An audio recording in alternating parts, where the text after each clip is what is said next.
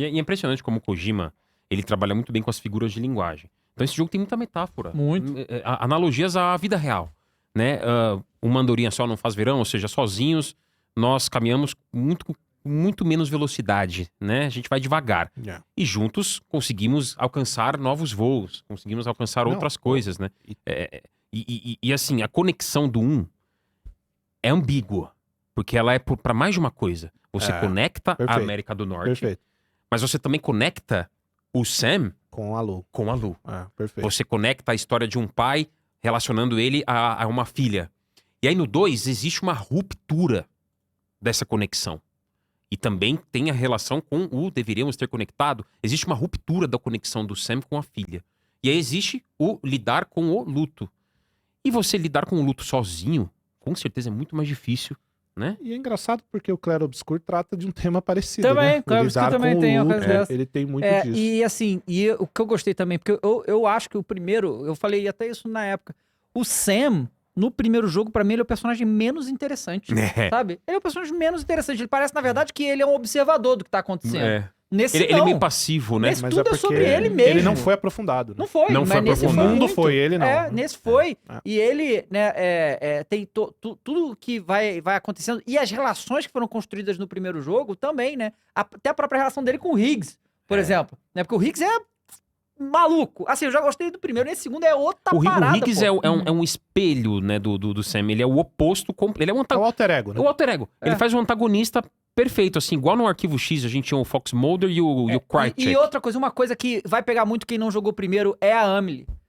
A Amelie é o ponto central da história do Death Stranding. E no 2 ela não tá muito presente. Não. Mas o que ela representa está. A coisa do Higgs ser o filho rejeitado e o Sam ser o que ela gosta, deixa ele louco. É um dos motivos que ele é maluco daquele jeito, é isso. Mamãe não me quis, a paixão que ele tem pela Amelie e tal. E isso no 2 é muito pouquinho. É uma coisa que vem do primeiro, que se você não tem essa percepção da conexão deles ali, fica bem solto nisso, Ricardo né? falou uma coisa que eu acho que é fundamental. O Kojima, ele brinca muito com essas paradas que são reais no nosso dia a dia, e não só no contexto moderno, como num contexto histórico.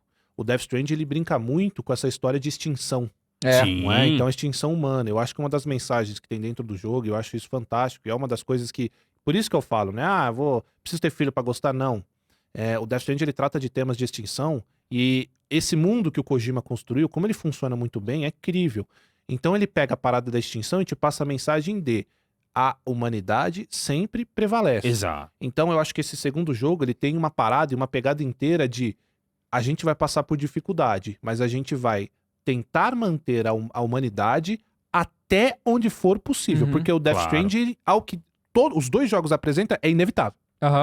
Não tem final do Death Stranding. Você não vai conseguir parar. Então eu vou fazer o quê? Prorrogar. Prorrogar. Eu vou sempre estar...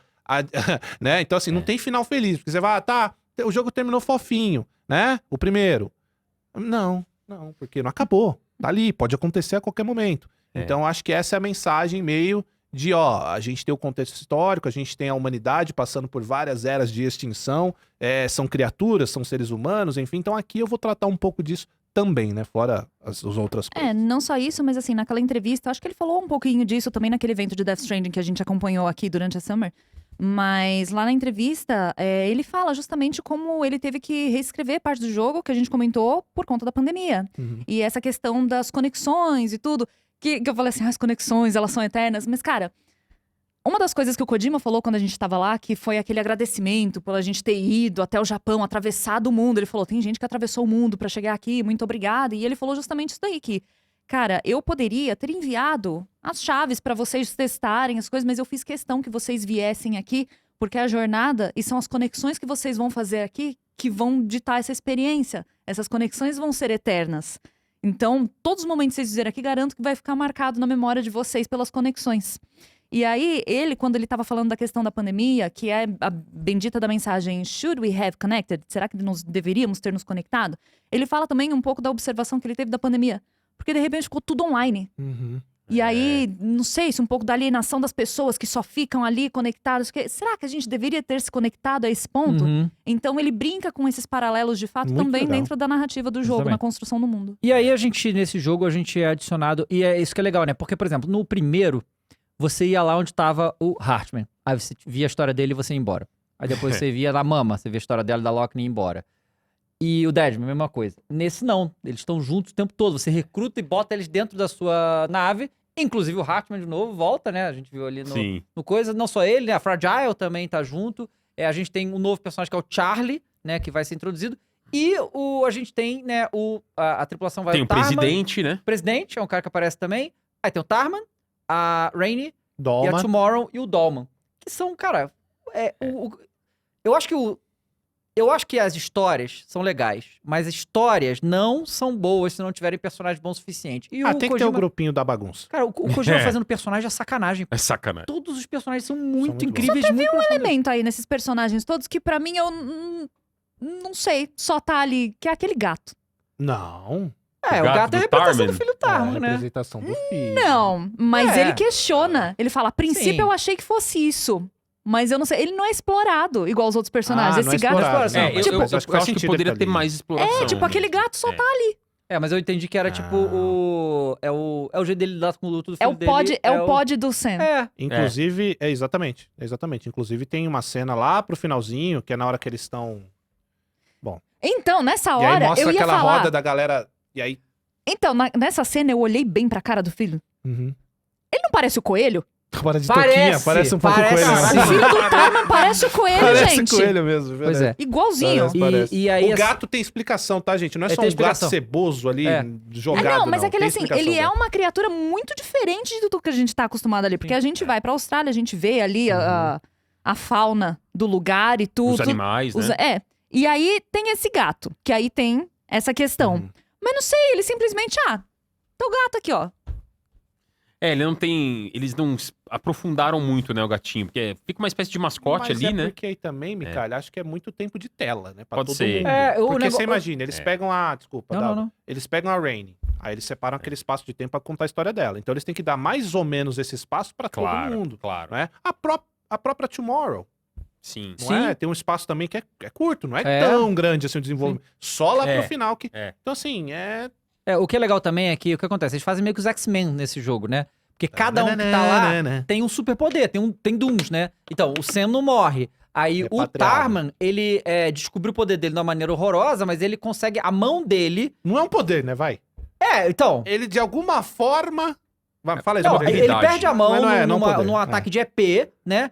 E ele perde a mão dele, só que a mão dele foi desconectada dele, mas ainda é dele. Então a mão dele tá na rede de Alcatrão, que ele tá debaixo da terra lá e tal, e ele consegue transportar, ele consegue se guiar com a nave por causa disso. É, porque né? a praia, galera, o que significa praia? Primeiro, a praia é o que o ser humano consegue enxergar, ele projeta a praia, tá? Não necessariamente o mundo dos mortos ali é uma praia. Acho que cada um tem a sua Cada um tem, representação. sim. Cada um tem a E sua a praia, ela significa o mundo entre o vivo e o morto. A mão do Tarman foi pro mundo dos mortos. Uhum. Então meio que ele tá conectado ali. Mas e ele tá vivo aqui, né? Mas ele tá vivo aqui, né? Sim. Aí eu dar outro spoiler ali, que tem a conexão entre outros dois personagens. Então eu vou tentar me ser... É difícil, cara, não dá E aí spoiler. a Rainey foi um achado, né? Tipo, eu não estamos dando spoiler da história deles, porque é muito... É sempre impactante a história de cada um desses personagens, né? Mas a Rainey, o poder dela é que ela consegue summonar a chuva a qualquer momento, né? Na verdade, ela não consegue summonar, não. Se ela tiver em campo aberto, vai chover. Então ela não controla isso. Chove. Então ela teve um sofrimento, na verdade, muito grande, porque a chuva temporal, ela é maldita. Ela mata os outros, ela destrói as coisas.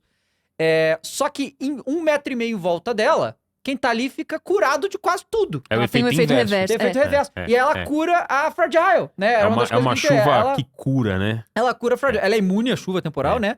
Mas quando eles precisam da chuva, eles podem usar ela. Então, e eles fazem isso, né? É a tempestade.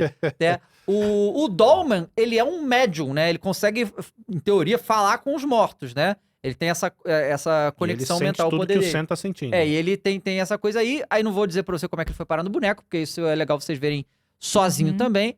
Que a história dele é muito triste. Muito, Acho que todo mundo Todo mundo é marcado por tragédias, Todo né? mundo Mas marcado isso por desde o tragédia. primeiro. É que o mundo é apocalipse, né? Então, Eu muitas achei legal tragédias. que o Kojima ele explora mais objetos inanimados nesse jogo. Ele se abre mais à ideia do Ka e do Ra, que é basicamente, O né, corpo e galera? a alma. Todos nós temos um Ka e um Ra. Seria a nossa versão em carne e osso e a nossa alma, né? A nossa carcaça aqui e o que tá dentro da gente. Então ele usou mais a ideia do que está da alma, né? Do que está, que não é visível, certo?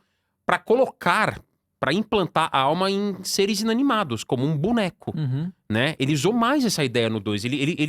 Ele teve mais liberdade criativa ainda, ou liberdade É, poética. teve. Porque a gente tem o Dolmen, a gente tem o Charlie, né? É. O Charlie, ele não é Um spoiler boneco, né? nenhum, Um que já manequim. apareceu, ele é um bonecão ali que fala, que É tem o que algo, derrubou o bolo né? de aniversário. Derrubou O que derrubou o bolo de aniversário. Mas é um boneco, só que tem uma alma ali dentro. O Dolmen tem uma alma de alguém que foi um ser humano. E tem outras coisinhas fazendo missões com os preppers que vocês percebem que o Kojima pega esses objetos inanimados e coloca essas almas de pessoas, né? E o... É doideira. A Tomorrow, ela é a mais sinistra, né? Porque o poder dela base, que ela fica tentando aprender a controlar durante o jogo, é envelhecer as coisas numa velocidade absurda, muito mais do que a chuva temporal. Tipo, ela encosta no bagulho e ela consegue envelhecer e deteriorar qualquer coisa. E ela tem que aprender isso, senão ela vai matar os outros, ela não pode encostar em ninguém. Que né? tem a ver também com a lore, com Tem. o tempo que ela passa em algum É, lugar, que o isso. tempo lá é diferente. E ela consegue Exato. também se transportar por dentro, tipo, fazer um... ela parece ter um poder parecido com o Noturno. Porque o Noturno, dos X-Men, do X-Men. teve alguma história aí, que eu não lembro qual é, que alguém fez uma máquina que desacelerou o poder do Noturno. E ele, o Noturno, ele apagava aqui e aparecia ali. Pra ele era só isso, mas na verdade não era. Ele apagava aqui, ele passava por dentro de um portal temporal e aí saía aqui. Só que ele Só que nunca pra sabia gente disso. não... E pra ele também não, ele não fazia ideia disso. A Tomorrow é um pouco parecido com isso, pelo que deu a entender. Ela viaja entre ela mundos, viaja né? entre mundo e volta na velocidade que ela quiser e tal. Apareceu no Perfeito. trailer, né? A gente viu Aham. naquele, que não, pra mim não deveria ter mostrado, Tá, e inclusive. deixa eu fazer então essa Por crítica. favor. É. Olha, gente. Tem algumas outras cenas incríveis no jogo de luta, tá? Principalmente ali na reta final do jogo, sem spoiler, tá? Só tô falando que é incrível, isso não é spoiler. Claro.